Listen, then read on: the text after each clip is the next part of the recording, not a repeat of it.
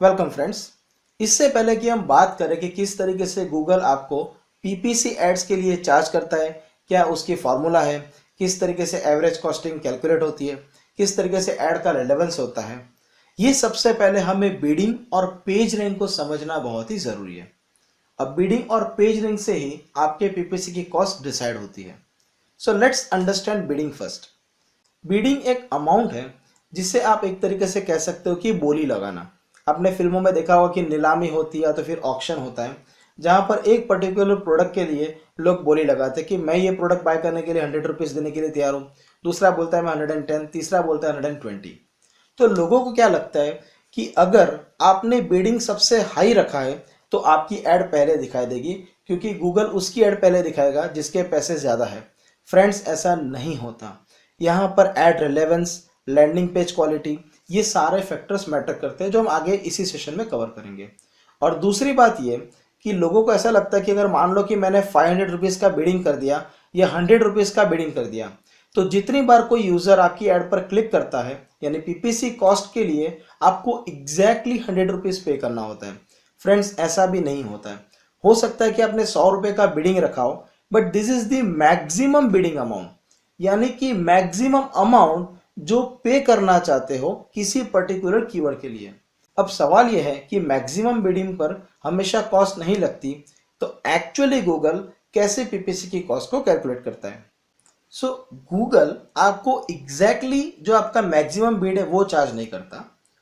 Google आपको उतना ही amount charge करता है जो आपके नेक्स्ट कॉम्पिटिटर को बीट करने के लिए जरूरी है। So you have to pay just enough to beat the competition.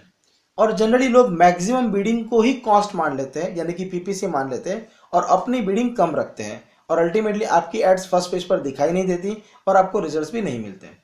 So bidding आपकी मैक्सिमम कॉस्ट है जो गूगल पीपीसी चार्ज कर सकता है।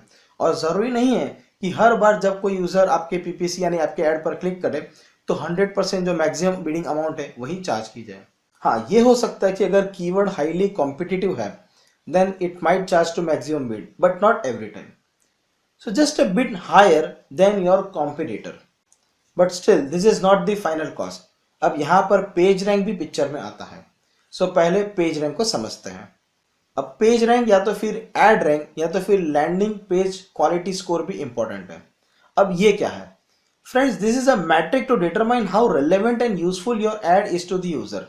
अब फ्रेंड्स, मान लो आपने कीवर्ड लगा दिया, जैसे मान लो digital marketing course in India, और उस एड के ऊपर कोई बंदा क्लिक करता है और लैंडिंग पेज पर जाता है, और वहां पर उस तरह के रिलेवेंट कंटेंट्स आपके लैंडिंग पेज के ऊपर नहीं है, तो आपका एड रैंक या तो फिर पेज रैंक की जो क्वालिटी स्कोर है वो नीचे चला जाएगा। सो एग्जैक्टली उसी तरीके के कीवर्ड रखिए और आपके लैंडिंग पेज में भी उसी तरीके के कंटेंट रखिए। उसके बाद click through rate, relevance and overall quality of landing page भी मैटर करता है, सीटीआर यानी कि क्लिक थ्रू रेट।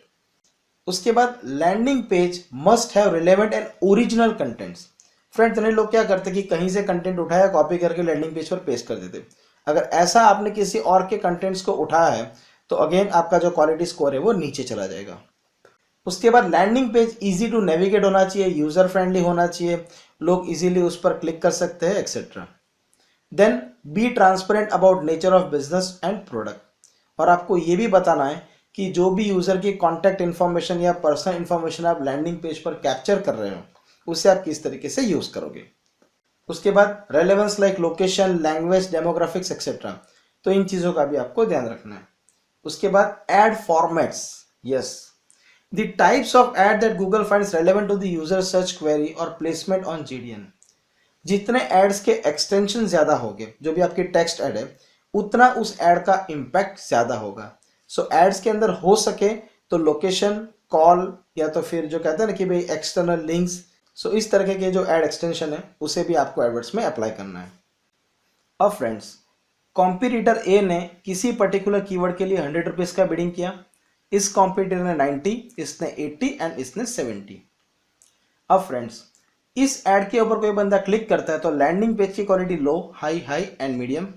उसके बाद ad format impact, no format, low, high and medium. So इसका क्वालिटी स्कोर हुआ 2, 5, 6 एंड 4।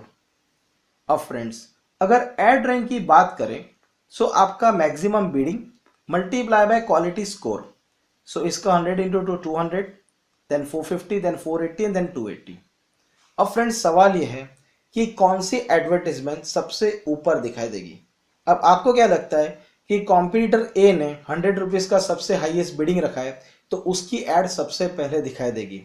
Obviously not. अगर आप ऐसा सोचते हो देन इट इज मिथ। अब फ्रेंड्स यहाँ पर भले इस बंदे ने 80 रुपीज़ बिडिंग लगाया है और इसके ऊपर 90 और 100 है, फिर भी इस बंदे की एडवर्टीजमेंट सबसे ऊपर दिखाई देगी क्योंकि इसका एड रैंक का जो स्कोर है वो सबसे हाई है। सेकंड ये जो 90 वाला बिडिंग है, थर्ड ये जो 70 वाला बिडिंग है, एंड हो सकता है कि ये जो ए है ₹100 जिसने हाईएस्ट बिडिंग लगाया है उसकी एड दिखाई ही ना दे क्योंकि इसका रेलेवेंस स्कोर बहुत ही कम है। सो ऐसा नहीं है कि अगर आपने हाईएस्ट बिडिंग रख दिया तो ऑब्वियसली आपकी एड सबसे पहले दिखाई देगी। It is not. Ad rank decide करता है कि कौन सी एड सबसे ऊपर दिखाई देगी। सो यहाँ पर bidding, landing page quality, format impact और आपका ओवरऑल क्वालिटी स्कोर, ये सब मिलकर डिसाइड करेगा कि जो आपकी एड है वो कहाँ पर दिखाई देगी, फर्स्ट, सेकंड या थर्ड। सो इससे हमें ये पता चला कि content is king.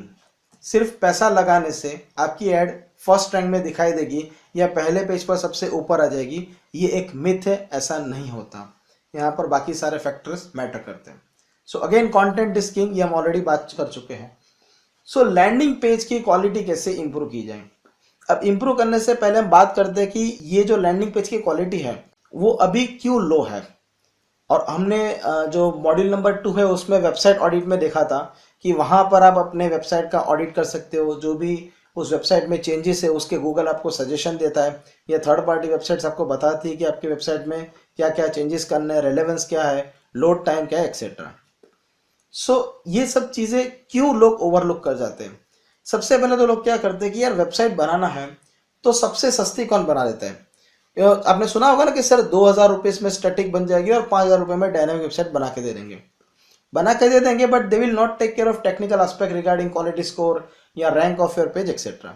So don't get attracted with low cost website designers. Hire an expert and also make sure कि उस बंदे ने अपनी खुद की वेबसाइट या तो फिर उसके क्लाइंट्स की वेबसाइट में ऑलरेडी इस तरीके के एक्सपर्ट लेवल का काम कर चुका है। So pay higher amount for service और to the people who had actually accomplished or achieved the results।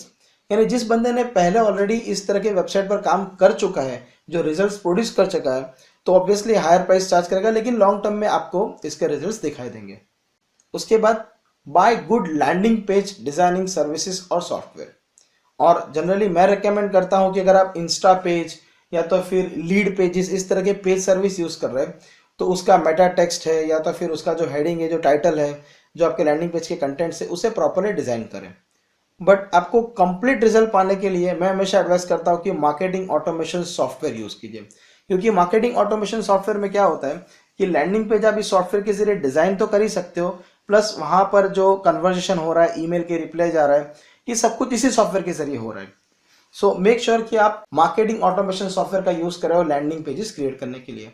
अगर आपको लैंडिंग पेजेस परचेस करना है या इसके डेमो के बारे में जानना है तो हमारे पास काफ़ी सारे वेंडर्स हैं, तो मुझे आप ईमेल कीजिए तो मैं आपको कुछ वेंडर्स रेकमेंड कर सकता हूँ। Then use original contents. Friends, do not copy paste someone else content, never ever do that. हाँ, ये हो सकता है कि भाई चलो कोइंसिडेंटली अगर कंटेंट किसी के साथ मैच हो गया, that is secondary thing, but never never ever copy the contents of other people. हो सके उतना मत कीजिए, अदरवाइज इंटरनेट में वेबसाइट में देखो तो 90% कंटेंट्स कहीं ना कहीं से कॉपी किए होते हैं। बट ठीक है, अगर 5-10% अगर आपको कुछ इमेजेस वगैरह नहीं मिल रही है, क्लिप आर्ट है, तो थोड़ा बहुत ठीक है, but otherwise use the paid images, then use the original contents if possible. और जो भी आप कंटेंट लिख रहे हो वो आपके खुद के ओरिजिनल होने चाहिए। एंड ऑब्वियसली जैसे मैंने कहा कि एड रिलेवेंट यानी कि पेज रैंक डिपेंड करता है on showing relevant contents to the keywords. So friends, this concludes our session. Thank you very much.